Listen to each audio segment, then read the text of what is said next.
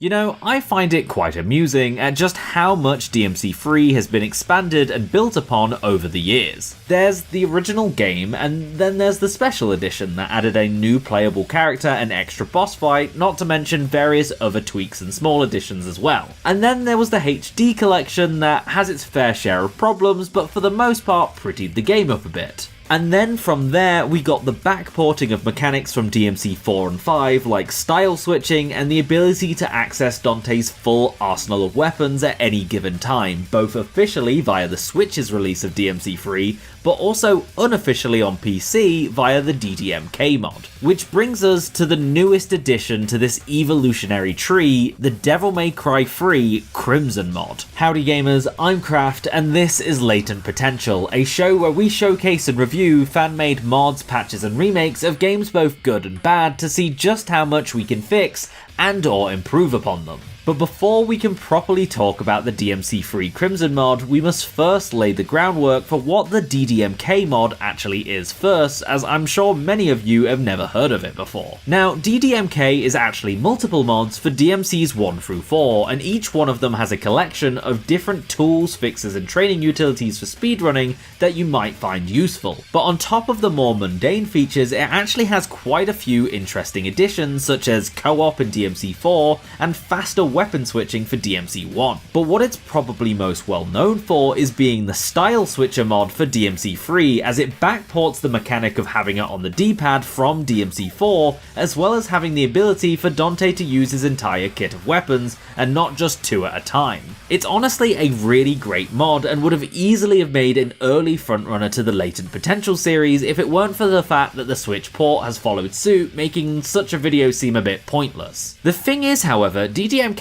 actually does a good deal more, and many of its features are even stuff that the average player will be able to notice and appreciate. There's stuff like brand new moves that you can use, like the Air Stinger and Air Revolver, and the double jump has become a core ability, so you don't have to buy it 3 times only for it to disappear when using Nevin or Cerberus. There's also some quality of life tweaks to certain moves, like being able to use Vortex without going into fly mode and having Artemis auto-charge itself, making them both a bit less cumbersome to use and overall more viable. Gunslinger with Ebony and Ivory was also improved by making Rainstorm go on infinitely like it does in later games, and by having Twosome Time fire more shots, making it generally more useful for both damaging and staggering enemies. The underrated thing that I think makes a really big change, however, is the ability to not only swap your weapons and styles on the fly, but also being able to swap your character as well. Being able to click in the right stick to switch back and forth between Dante and Virgil is absolutely insane, as it just allows for even more needless complexity to your moveset, letting you play with every single toy in the toy box at any given moment. Now sure, there is definitely a lot of overlap in the 2 movesets, you don't really need 2 different types of stingers, but it is still crazy, and is something I've only seen one other time elsewhere as the post-game unlock in Assault Spy. Finally, thanks to the game having turbo mode, there's actually a pretty amusing way of jerry-rigging it to give you the ability to play at higher than 60 FPS frame rates. Albeit limited to set multiples, but needless to say, playing at 120 FPS or even higher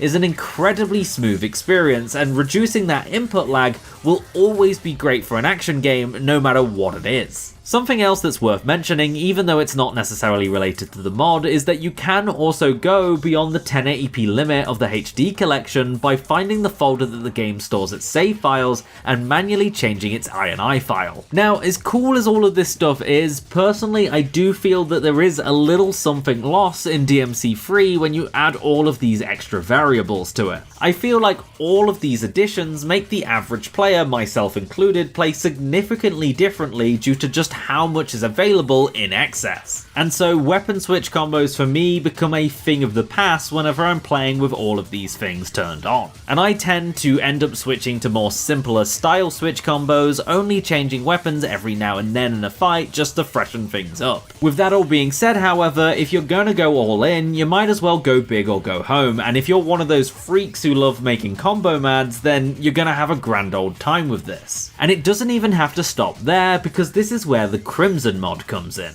And what it essentially is a new package, expansion and refinement of the DDMK mod. And speaking of all those combo mad freaks out there, one of the first big things that the Crimson Mod adds is inertia from DMC4. This opens up a lot more possibilities for air combat as it allows you to carry some level of momentum when using moves that stall you in the air. Now, I'm not good enough to make use of this in any shape or form, but for the seasoned pros playing DMC4, it allows them to do all of that fancy guard flying combo shit that has them zipping here, there, and everywhere.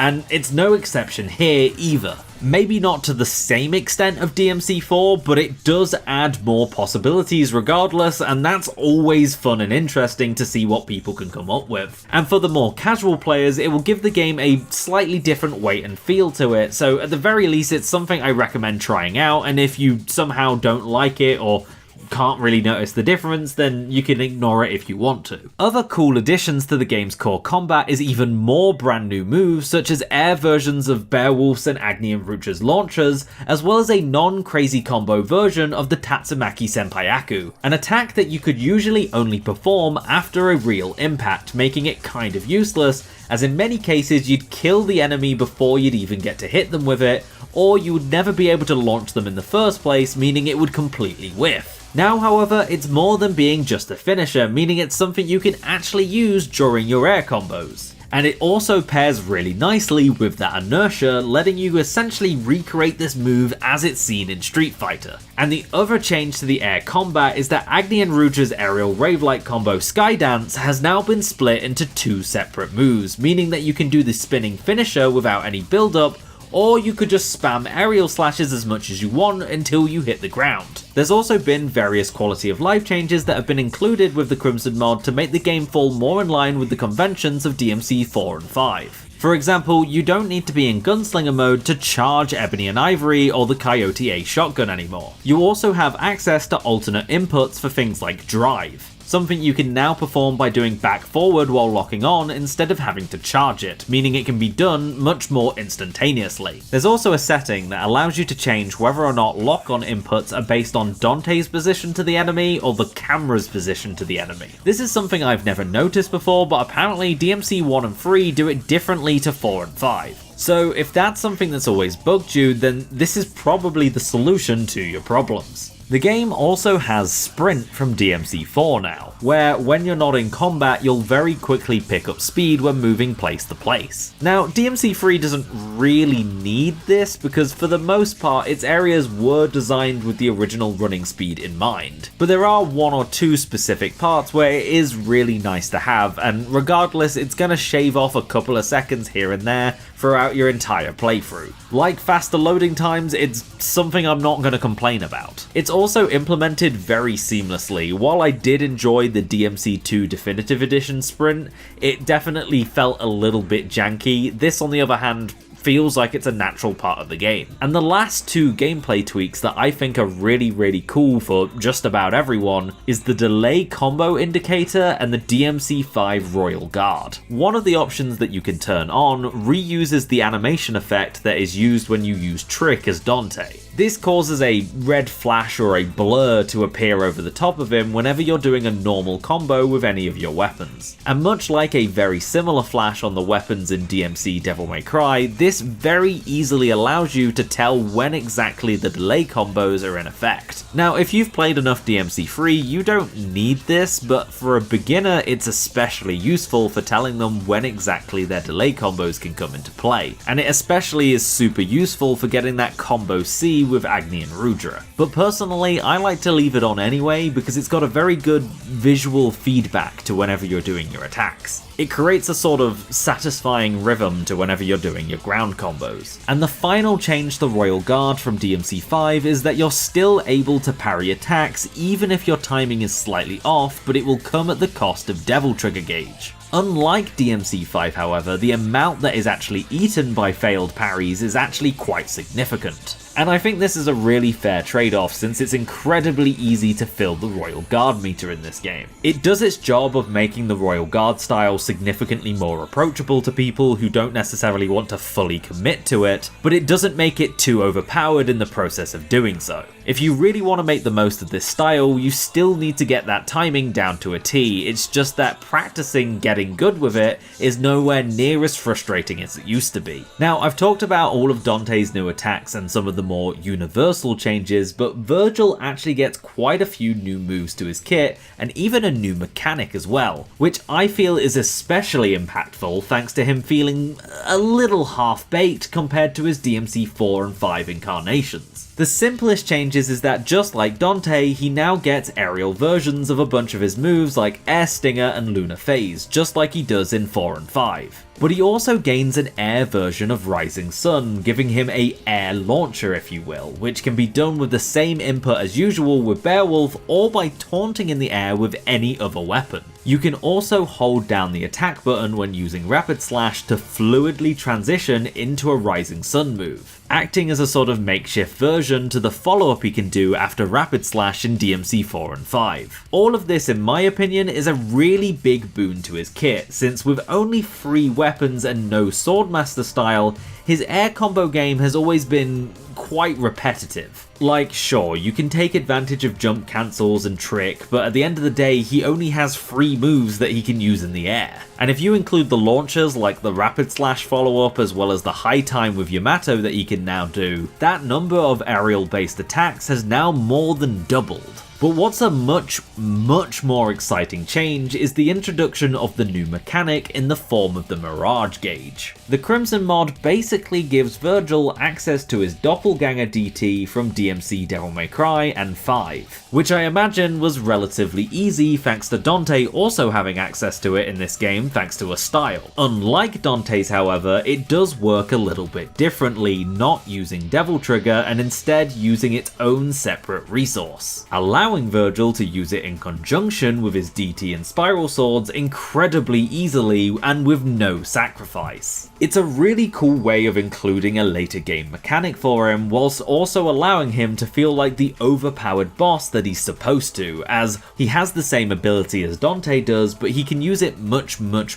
more frequently and doesn't have to switch styles in order to do it. Another smaller addition that he gets is a faster Rapid Slash when he's in DT, just like 4 and 5, although it doesn't have quite the same amount of impact as spamming it does in those games. And finally, just like Dante, he has alternate back-forward inputs for both Judgment Cut and Round Trip, meaning that you can actually use them pretty quickly within combos. The final sweeping change that I think everybody should try out when playing with the Crimson Mod is the brand new camera. If you've been paying attention to the footage, you will have noticed that the camera is now directly behind Dante in most scenes, giving you a more common camera style for action games in this day and age. I have mixed feelings on how good it actually is, but it is an interesting new way to play through DMC3. You do end up losing quite a bit of the cinematic flair that the old camera angles provided, and it can honestly be really janky in places, with certain rooms causing it to absolutely freak out. Luckily, the devs of the Crimson Mod are aware of this, and there is an option to have it turn off in those specific areas. It's still not perfect, and honestly it probably never will be since the game's not really designed with that style and camera in mind, but again, it is a fun, fresh way of experiencing the game, being able to peek behind curtains that you shouldn't be able to, as well as being able to appreciate several of the arenas in very different ways. And I suppose if you're some sort of Philistine who really hates fixed camera angles, it's probably better for you too. The last big addition that the Crimson Mod backports into DMC3 is the addition of the legendary Dark Knight difficulty mode. Originally an exclusive to the original PC port of DMC4, this makes every single enemy encounter increase the amount of enemies that you have to fight at any given time tenfold. For the most part, this is just a fun little gimmick difficulty where you get to experience what a Dynasty Warriors game would feel like if enemies actually attacked you. But it does technically give you one extra fresh playthrough per character,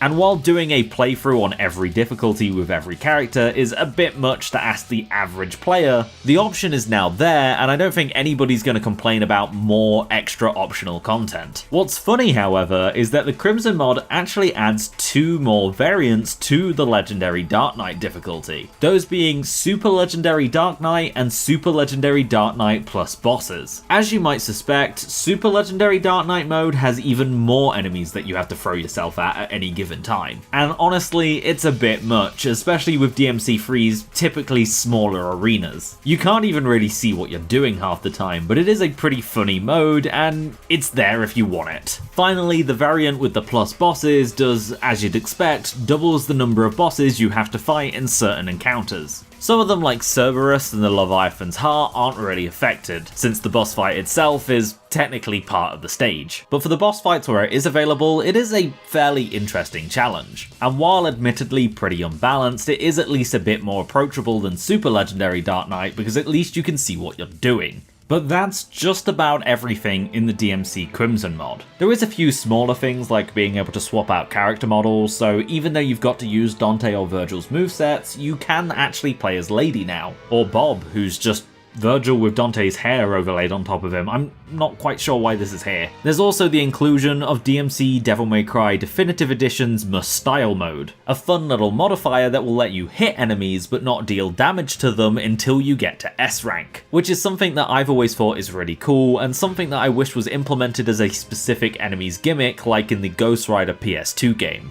You can also now level up your styles by buying them in the shop now instead of needing to grind EXP. If you've already got a complete save file, this is probably not going to make much of a difference, but it is neat. What I don't necessarily love, however, is that because this has been added, the shop has basically had to been replaced with this overlay instead. It's not bad by any means, and it's probably a bit quicker to navigate, but it feels a bit sterile and a bit devoid of artistic expression. I'm not terribly keen on the reworked UI either. It does make telling what style you're in at a glance a lot easier. And as far as DMC5 inspired UIs go, it's actually pretty good, but the thing is, this isn't DMC5, it's DMC3. And while the old UI is quite low res and not great for modern displays, it's still a lot more fitting to DMC3's tone and art style. It's admittedly a pretty minor nitpick, and honestly, it's more than made up for by the fact that the Crimson mod also makes the main menu slightly less ugly. This black and red gradient is not exactly anything to write home about, but it's a damn sight better than just 2 PNGs on a white background. But either way, I think it's very telling that in a mod such as this, there's really not much that I have to complain about. And that's partly due to the fact that pretty much every single one of these options are entirely modular. If there's anything here that you don't want, you can just turn it off. In fact, the mod even has presets to allow you to very quickly switch back and forth between the vanilla experience, the DDMK experience,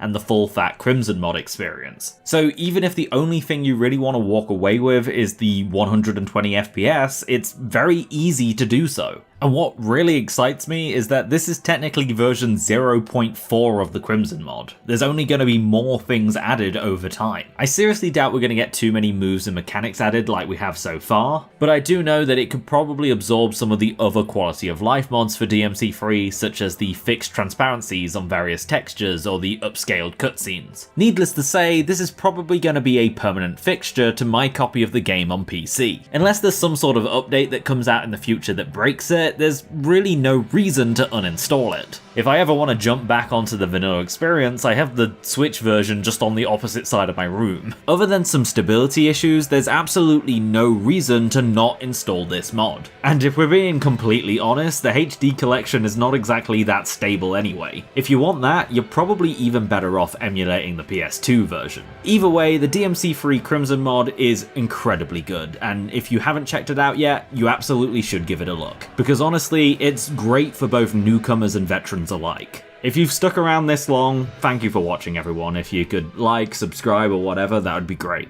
If you're a big Devil May Cry fan and you haven't already, then I absolutely recommend checking out my video on Devil May Cry 2 Definitive Edition. It's the first video I did for this series, and it really goes to show how just a couple of tweaks can go a long way to really improving a game. And if you've already seen it before, then I'd instead really appreciate it if you saw my incredibly long DMC1 retrospective. It didn't do particularly well out the gate because it took me so long to finish, but I'm really hoping with the season 2 of the Netflix show that it can pick up a bit more steam again. And with that all done and said, I'd just like to thank my Patreon Ray Channer, and until next time, I'll be seeing you soon, gamers.